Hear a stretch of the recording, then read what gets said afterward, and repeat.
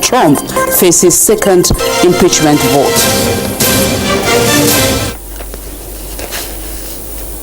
And out to the news. The ECOWAS Parliament Ordinary Session of 2020, holding this January, opened with members of Parliament resolved to uphold the fundamental objectives of the Parliament, despite the constraints imposed by the coronavirus pandemic. Onenge Fineface reports that consideration of the ECOWAS Commission Consolidated Budget for the year 2021 is top on the agenda of the week-long virtual session. Proceedings for the ECOWAS Parliament Ordinary Session commenced with the administration of oath on new members of Parliament from Guinea and Liberia. Speaker Sidi Mohammed Tunis reflected on the challenges of the past year due to COVID-19 and the determination of Parliament to continue to promote the peace, security and progress of the ECOWAS region. This session, otherwise known as the budget session, provides the opportunity in the provisions of the Supplementary Act for Parliament to consider the community's budget. Specifically, the Parliament is expected to ensure that the estimates are directed towards programs that address the needs of our people. Let us be reminded in our consideration of the budget that we are now responding to the worst global pandemic in a century. We live in an era of great uncertainty and increasing risk. Overcoming these challenges in the interest of our fellow citizens should be our major priority. President ECOWAS Community Court of Justice Edward Asante drew attention of Parliament to contemporary needs of the court for effective service to the region. The ECOWAS Community Budget for 2021 will be presented to plenary for deliberation and adoption in the course of the session. Reports from standing and ad hoc committees will also be considered by plenary. Members deliberated on strategies to implement community levy as crucial element of budget performance. Onengiye Fineface, NTA News. From ECOWAS to NNPC now, the Nigerian National Petroleum Corporation, NNPC, has reiterated commitment to abide by the output cut agreement of the Organization of the Petroleum Exporting Countries, OPEC, and allies, aimed at stabilizing the global oil market. The Group Managing Director of NNPC, Mele Kyari, stated this while speaking at the ongoing Virtual Gulf Intelligence Global UAE Energy Forum 2021. A statement by Dr. Kenny Obateru, Group General Manager, Group Public Affairs Division, says Kyari noted that despite the negative effects of the production cut on government revenue, it is the best step towards redeeming the value of hydrocarbon resources at the global market in the interest of all. Speaking on the topic, outlook for Africa-Nigeria's oil and gas sector in post-COVID era, he said NNPC is hopeful that by the end of the year, demand for crude oil would pick up and there will be a marginal increase in output. Mele said the corporation is focusing more on gas, condensate and other revenue streams to tackle the revenue challenge arising from the OPEC production cut. He explained that gas proved to be a steady and reliable revenue stream during the height of the COVID-19 pandemic in 2020, adding that gas production and utilization will remain a key priority for the corporation in 2021. Minister of Energy of Agriculture, United Arab Emirates, AUE, Suhail Mohammed Al-Ruzu, appealed to all oil-producing nations not to flood the market with crude oil. He said the UAE was at the moment more concerned about balancing the market forces of demand and supply in the global market than growing market share. The January 18th date slated for school resumption in the country will only change if the Federal Ministry of Education gives a new date after ongoing consultations. PTF National Coordinator Dr. Sani Aliu gave this clarification in an exclusive interview with NTA News on the issue. Will come from the Federal Ministry of Education. What the Presidential Task Force does is we provide guidance and we work in a collaborative manner. The last meeting we had, the Honorable Minister of Education agreed to take up the issue of school opening back to his ministry, and this will be reviewed and an announcement should follow. So for the moment, as far as we're concerned, we haven't received any announcement from the Federal Ministry of Education. We have to wait for them to complete their review and let the public know. That's where the source of information should be coming from, not from media sources. African Union secures 300 million doses of COVID-19 vaccines just as U.S. President Donald Trump faces second impeachment vote. Joyce Ometu has details of this and more on Global Update. The African Union has secured 300 million doses of COVID-19 vaccine.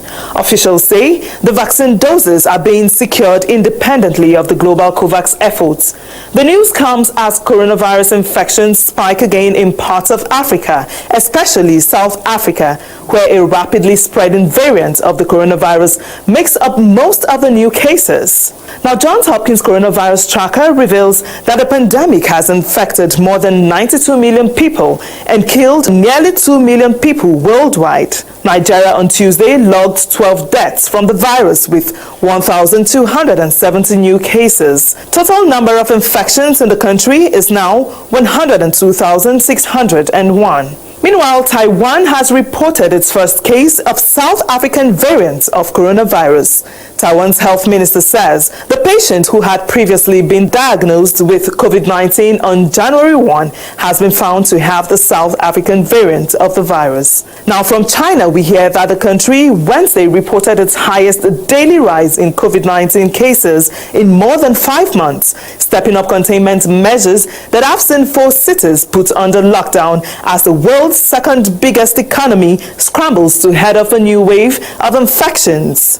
In other news, the U.S. House of Representatives is debating an article of impeachment charging President Donald Trump for incitement of insurrection over his role in last week's storming of Congress. Now, if the resolution passes, Trump will be the first U.S. president in history to be impeached twice. Meanwhile, the United States has cancelled its observation of Uganda's presidential election, citing its accreditation requests were denied and said Thursday's votes would lack accountability and transparency. And that ends this segment. I am Joyce Ometu. Very well, Joyce. Now, one of the attendant consequences of the coronavirus pandemic is its overstretching of the healthcare sector, with no geographical exceptions, with the second wave now being experienced rising tensions. Health correspondent Hakimat Aliu takes a look at the accessibility of health services for other ailments outside COVID-19. The world's attention, no doubt, is still being focused on combating the coronavirus pandemic, and this time faced with a second wave which comes with a deadlier variant. This, however, does not negate the fact that there are other health concerns that need to be addressed, just like the array of patients waiting in this facility. As revealed in hospitals visited in Abuja, an array of patients seeking medical attention for different health concerns. It's actually alarming, but we can't keep our sick ones at home. You know, we have to still take the risk to bring them out. Bring one of my brother here. So he don't have blood. He said that they should donate blood in his body, about 5 blood. I put to bed here, but it was because of the stress I went through. The baby did not cry. And because of that, they took him to the oxygen. There are washing hand basins out there for you to wash your hands when you are coming in or when you are going out. To all these respondents, it is heartwarming that the health workers are on ground and the hospitals are running fine with necessary modifications. We still maintain our services to patients who are non-COVID. The second wave is really hitting, and we see quite a lot of patients with symptoms suggestive of COVID, for which we have a holding area where we keep such patients. In this new wave of the infection, FCT in less than a week records over 1,000 cases. However, the administration is doing all it takes to ensure access to healthcare is not denied. Unlike when it came for the first time, where we converted our hospitals to treatment centers. Now, all the hospitals we earlier converted to treatment centers, COVID treatment centers, have been reconverted to normal hospital services. So all our patients, all the other ailments outside COVID-19 are having enough facilities and personnel to manage them. While the FCT administration is doing its best to ensure accessible healthcare for all, residents are expected to take personal responsibility by adhering to the COVID-19 protocols to win the fight against the virus. In Abuja, Hakimat Aliu, NTA News. Thank you, Hakimat. From health, we move to transportation now. Federal government has commenced test booking of the electronic ticketing platform starting within the Abuja-Kaduna rail line. Statement from the Minister of Transportation, Chibuike Rotimi Amechi's Twitter handle indicates that the exercise will be launched next week.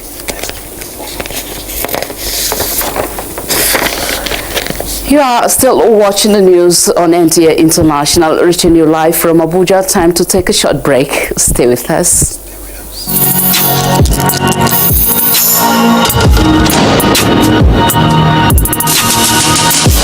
What limits you? Nothing.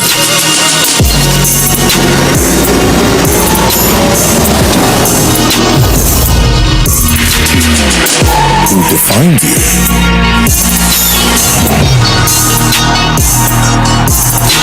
No one.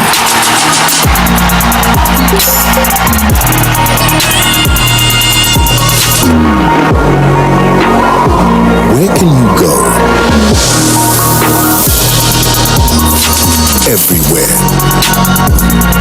With unlimited super-fast internet access, free Intel to Intel calls, and crystal clear quality conversations, you can do and be whatever you want to be. Intel. Live more.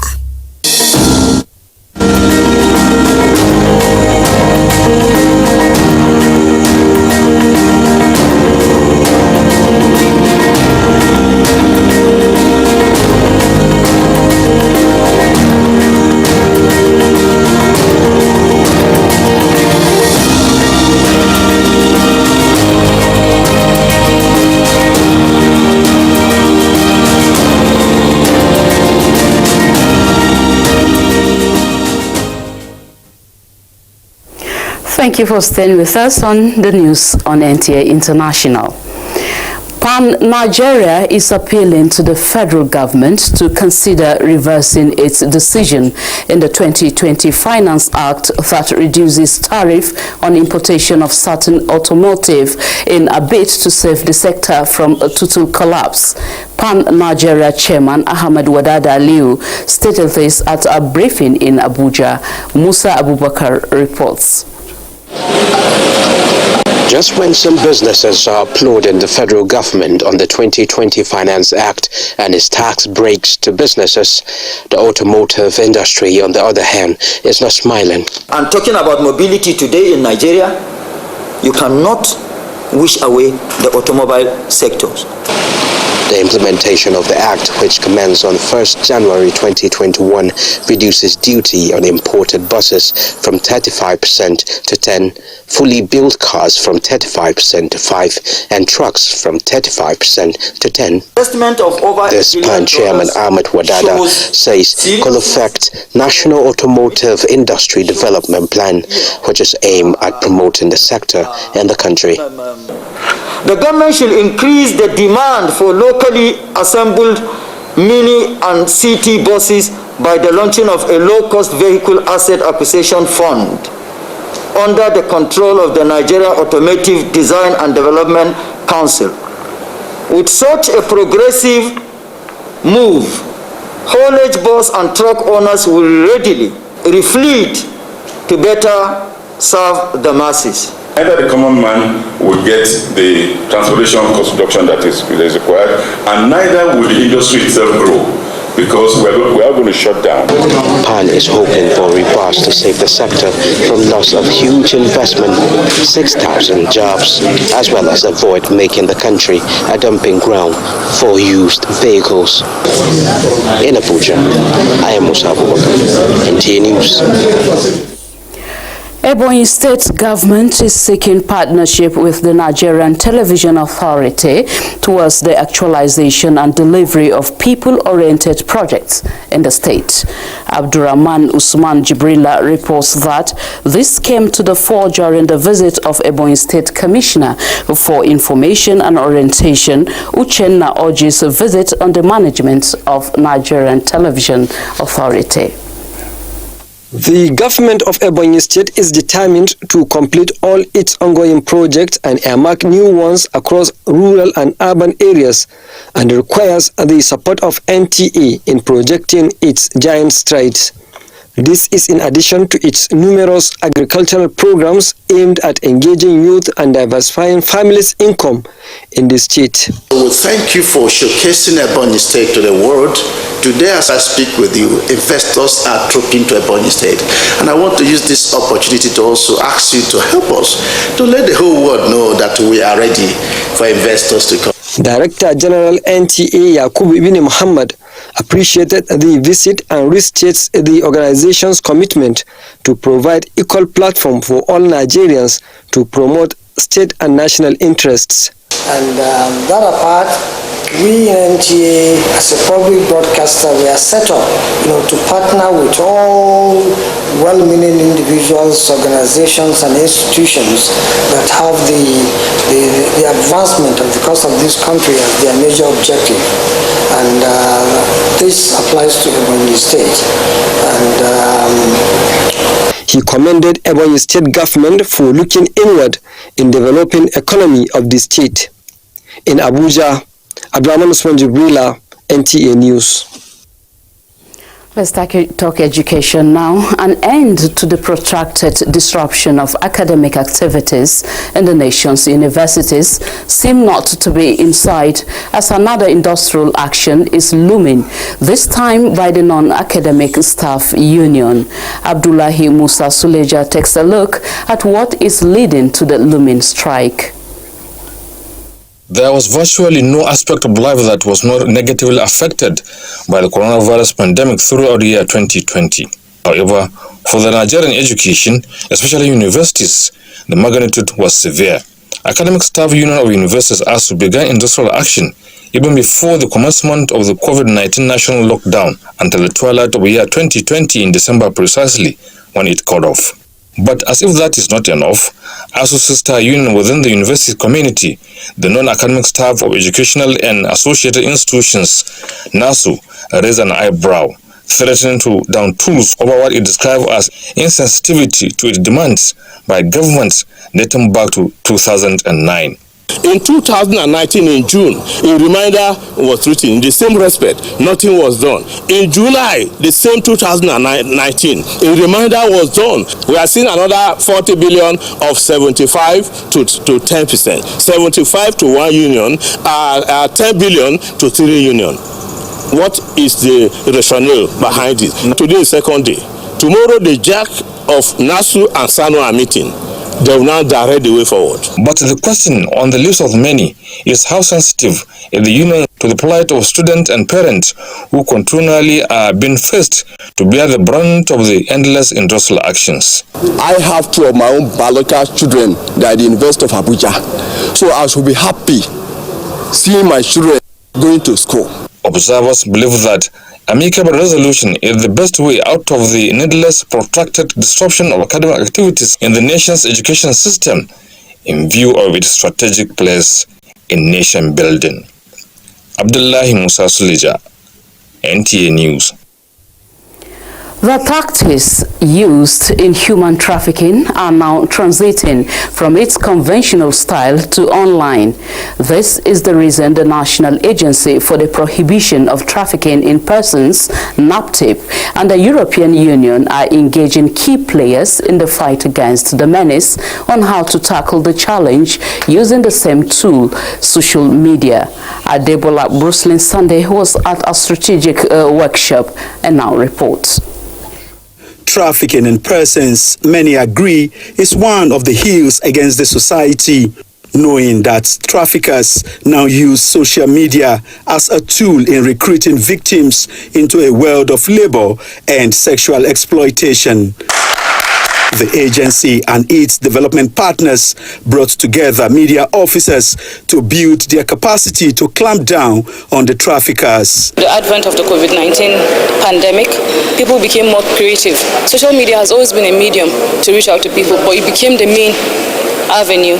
So we have to keep updating our own skills as intelligent officers. The European Union, through FIAP, have decided to heighten the strategy of prevention, and that is one of the reasons why we are even using the social media.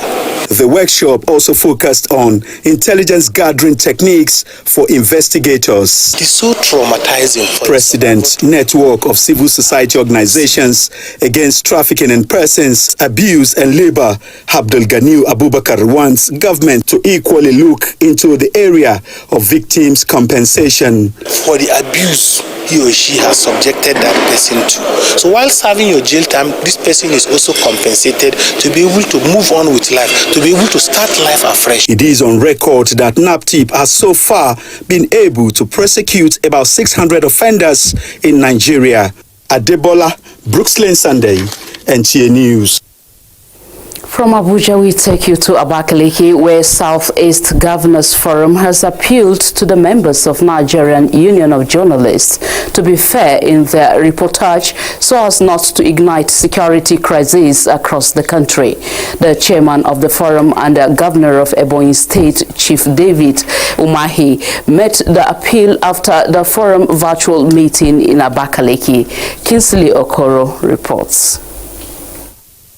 As the country grapples with security challenges among other issues, stakeholders in Nigerian projects such as men of the journalism profession are required to maximize their position in the interest of the nation. Expressing worry over poor reporting which aggravates the security of the Southeast Zone, Governor Umahi appealed to the journalists to be balanced, credible and objective in their reportage. Resist being used to cause crisis. There are a lot of press reporting that are not reporting the correct thing. Let us not allow ourselves or even our head offices to be used. Let us not play politics with our security. To adequately secure the zone, Governor Mahi said the forum has concluded plans to establish special security outfits. We have arranged for the training and retraining of all the security outfits of the Southeast to ensure adequate protection of lives and properties within Southeast. So in the few weeks to come, we are going to roll out these uniforms and vehicles.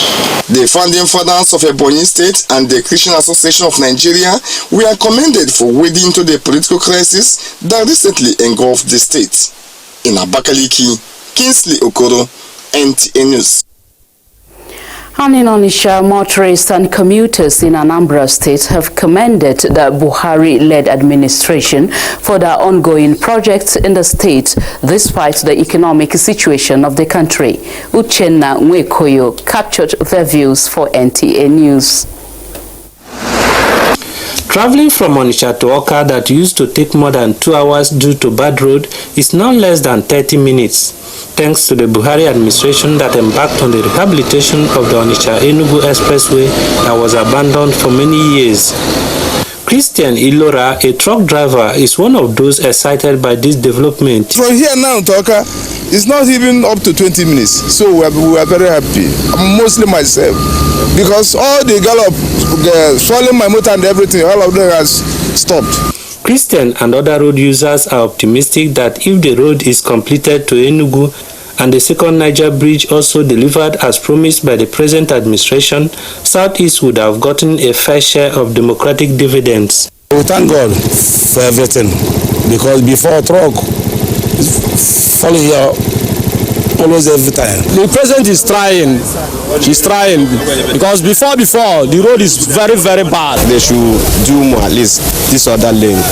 After completion of this lane should be completed. Almost one lane of the Onitsha-Enugu Expressway has been completed to Awka, even as work is going on aggressively on the second Niger bridge. From Onitsha, Uche Nwekoyo, NTA News. And on a solemn note, President Muhammadu Buhari commiserates with family and friends of former military administrator of Lagos and Imo States, Rear Admiral Ndubisi Kanu. In a release signed by the Senior Special Assistant to the President on Media and Publicity, the President condoles with all professional colleagues of the gallant military officer who distinguished himself in all positions and responsibilities during service, taking up more daunting but historically rewarding challenges like speaking up for the weak and vulnerable and the struggle for the country's return to democratic government.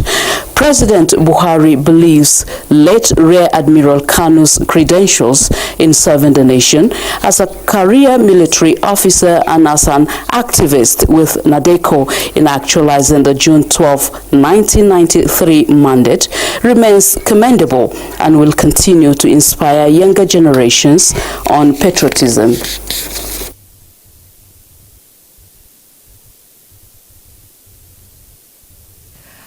Let's now take a quick look at Thursday's weather prospect for Nigeria and some cities of the world.